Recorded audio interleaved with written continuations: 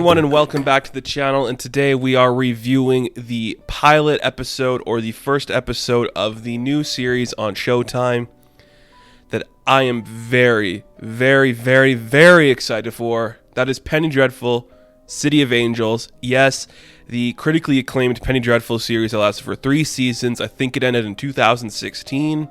Is back with a new cast, a new series going on, and I think it's going to become an anthology series if this picks up good. First off, let's get this out of the way. I will not be doing a series review of this. I will be talking about this episode, and I'll do an overall series review when the season wraps up. But I will say this. They dropped this episode early. I completely understand why. Look at the times we live in. It's the perfect time to do something like that. If you got a property that's kind of well known that people are going to want to see in their quarantine. So I watched it the other day, and I really liked it. I think this is a very different departure from the previous series of the show. You know, the first 3 seasons, we had a completely different cast. We were in the Victorian era England. We had vampires and werewolves and zombies and creatures that you know from literacy and from, you know, just stories like Dorian Gray, like Frankenstein. You knew all those characters already. This is a completely new cast with a completely new idea of storytelling. So the main premise of this season, or this episode at least, I won't get into the whole specifics, is this is what I interpreted as there's these 2 witches, or these 2 goddess-like figures who are sisters, and they're kind of pitting mankind against each other in a war, and that becomes this idea of brother against brother between this household living in 1930s Los Angeles. It's a detective story.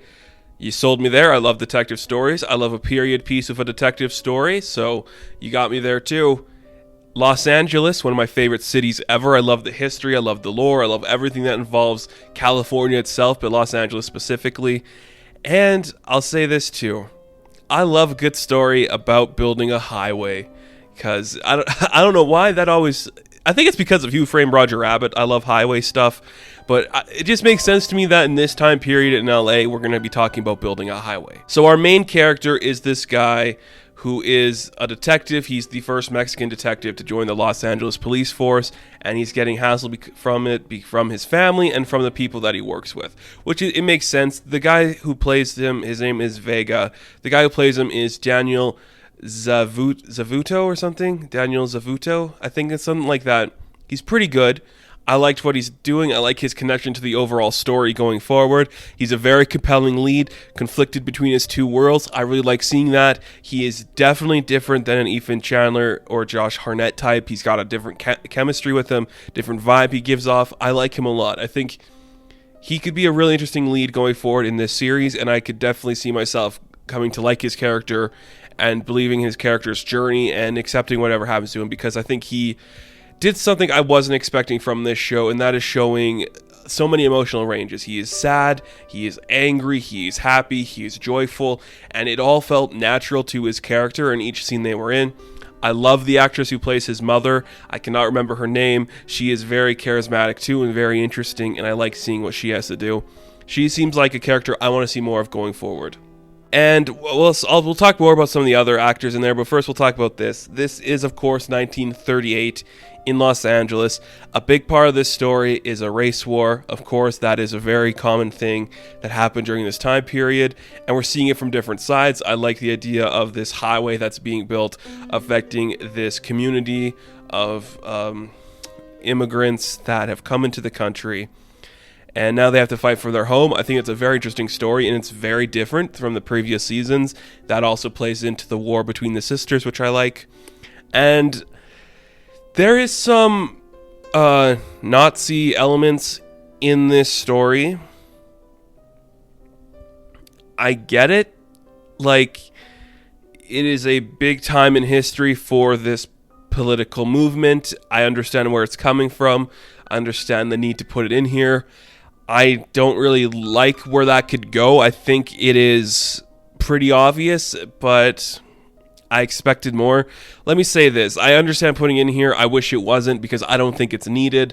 That being said, it's 1 episode in. Maybe it becomes a crucial element with our character of Rory Kinnear, who is from the other seasons of Penny Dreadful. He plays a Nazi in this new season, which is kind of interesting. I'm excited to see what happens with him there, but at the same time, I don't care. Like, I don't need Nazi stuff in this kind of story. It's supposed to be this horror, gothic kind of storytelling that I like.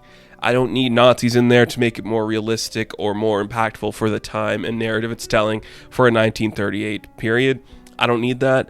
I get it's there. I can accept that, but it doesn't mean I like it. So let's talk about this too. Our story starts with there are these murders of this rich kind of family, and they have the Deus Muerte painting on their face, and it's just kind of implied that a Mexican killed them. So that's going to be our main thing going forward, is the goddess Santa Marte or something, I think her name is. She is the goddess of death for the Mexican and Spanish culture, and she guides people to heaven. Very interesting. I like the design they had for an actual physical representation of that person, of that god. Very interesting to see, but we have to talk about this. Natalie Dormer. I really, really, really like Natalie Dormer. And when I knew she was going to be the lead in this, I'm like, okay, they are going to make her the Eva Green type of character. She's going to be our lead, our focus. She's going to be the character that we're going to love and gravitate to. I think she did really good. She is definitely not the Eva Green character. And I say that not as like a harshness towards her, but they're two different kinds of characters, which I'm completely okay with too. It's more like she's not the hero. She's the villain. She is the figure who is doing all the behind the scenes movement, getting all of our story in motion. She's going to everybody. She plays 3 different characters in this first episode. She plays somebody working for the energy department of Los Angeles. She is a German person who is trying to get the Nazis involved somehow. And she plays a witch. I'm not sure which witch. I'm not sure who the witch is that she's playing at the moment, but I like her. I think all of her costume changes work for the most part. The way she changes her appearance, her physical appearance, and her voice, I think it works really good too. She's a really interesting person to throw in here. Sadly, I don't know if she holds up the same as Eva Green for just that kind of role that we want. But let me say this, as a guy who has said time and time again that he likes the Elvira type, that dark energy, that mysterious, alluring seduction, that's kind of fun and definitely dark and gothic, she does really good as the witch. I think she looks great. I think she looks really sexy, and it works for me. I'm loving the costume when she's done up as the witch. Looks really cool. I love it. That to me is what I wanted. It's what we got with Eva Green. She had those beautiful dresses. She just looked very dark and empowering in those moments. So doing that with Natalie Dormer here, I'm sold on that. I think it looks really good. To my surprise too, Nathan Lane is in this as a hard-boiled alcoholic detective who just does the right thing all the time, but he's kind of an asshole. Huge departure for that guy, but it works, and it's really interesting to see. I mean, you watch this too, you can't help but compare it to something like Chinatown, just because it's set in that kind of style of Los Angeles, and you're talking about highways, and the whole city itself feels like a person and a belief like that. And I really like that feel in Chinatown, and it works here too.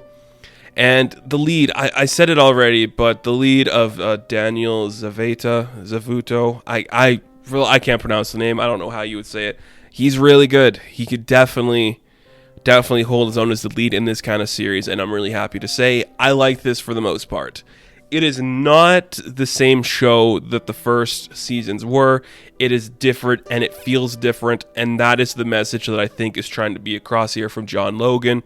He didn't want to do another story where we take characters like Phantom of the Opera maybe, or The Invisible Man. He wanted to do something new, and it shows that, and it works, I think, for the most part, and I'm happy with it. So overall, Penny Dreadful, City of Angels, the first episode, it was good. It was definitely about the same level as the pilot episode of the original Penny Dreadful. The characters are cool. If you are a fan of period pieces set in Los Angeles and you love that kind of storytelling, you're going to like this.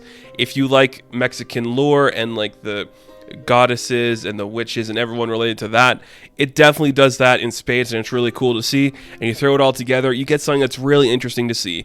I hope this show can stick the landing and do something that's really interesting to watch and really fun. I mean, I hope for that. We'll have to see what happens. But the pilot episode, thumbs up. I enjoyed it a lot, and I want to see more, so that's what I have to say. So thank you guys for watching this episode, or this review for that matter. You can check me out on Patreon, Instagram, Twitter, all the information in the description below. And I'll catch you guys in the next video. Good luck, stay safe, enjoy the dreadful.